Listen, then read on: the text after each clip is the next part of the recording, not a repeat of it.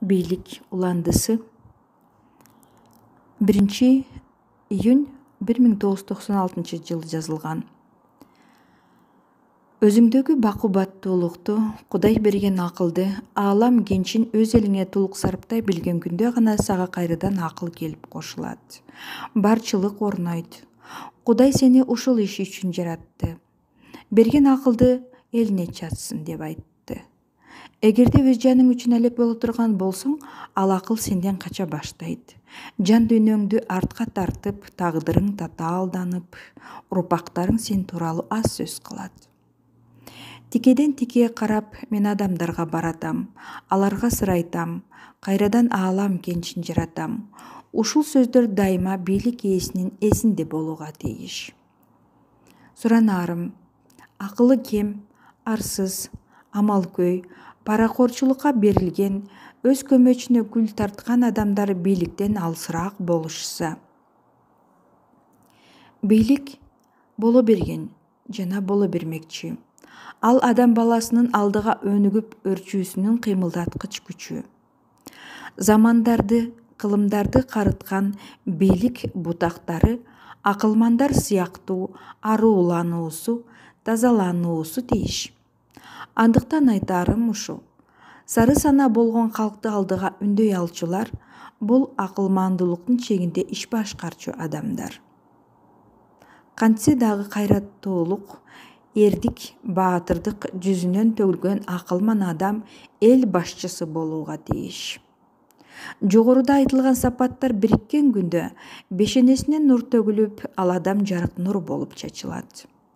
Тукумдардан тукумдарга кала берүүчү канкордук аздап жоюлат.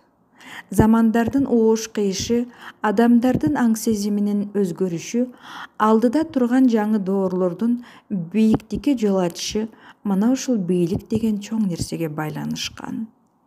Ар бир чөлкөмдүн, ар бир элдин өз бийиктиги болгон күндө гана жалпы жер планетасы алдыга жол сала алат. Коомдун калыптануусунун чегинде чертилчү күү менен тыгыз байланышкан. Салтанат куруп шапар тепкен кээ бир бийлик өкүлдөрү калк ичинде эмне болуп жатканын билишпейт. Баргын, эл ичин карап көргүн. Сен өзүңдү алар менен бирдей деңгээлде кармангын. Мына ушул учурда каңырыгың түтөп, карапайым калктын ой максаты, орду кайда экендигин сезесиң. Өзүңдүн жаркырак нур эмес, бир акылсыз пенде экендигиңди туясың. Каалаган бийиктикке өз элиңди жеткизе албаган соң сага бийликтин кереги барбы? Албетте жок. Бийликти кармаган соң калктын тагдырын ойло, аны таарынтпа, ал сенин жөлөгүң, ал сенин бактың, ал сенин элиң.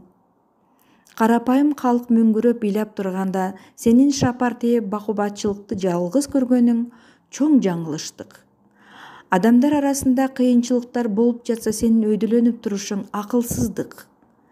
Тилекке каршы бийлик өкүлдөрү мына ушунун чегинде жашап жатышат. Тикеден тике бул жашоого өз изиңди сала билсең, сага да турган жакшылыктар бар. Алардан үмүтүңдү үзбө. Ошондуктан ойлонуп көр. Ок аташ, бакубатчылык сенде гана болбостон, башкаларда да болушуна аракет кыл. Элдин этегине жармашкан жакырчылыктан куткарууга кылган далбасаң, сени эч качан туңгуюкка алып барып таштабайт. Тездик менен өз элиңди бийиктикке көтөрүүгө аракет жаса.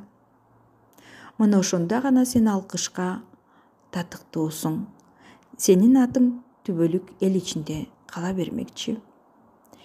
Теңир, аалам жана мен китебинен 1996 жылы ноябрь айында жарык көргөн.